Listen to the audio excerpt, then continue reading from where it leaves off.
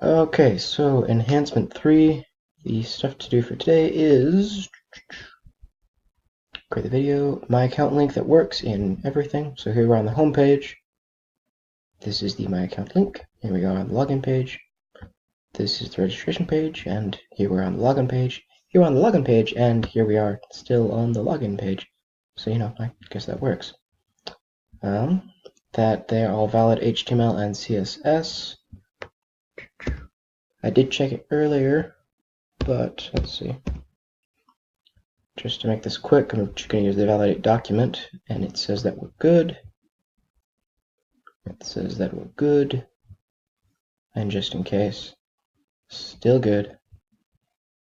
Oh, and then post it. So I guess that was the entirety of the enhancement. Here's my controller, and that is linking to the login and registration pages here and here. These are my forms. I like them. They're fancy. They're beautiful. Thank you. I know. I'm awesome. And that's it.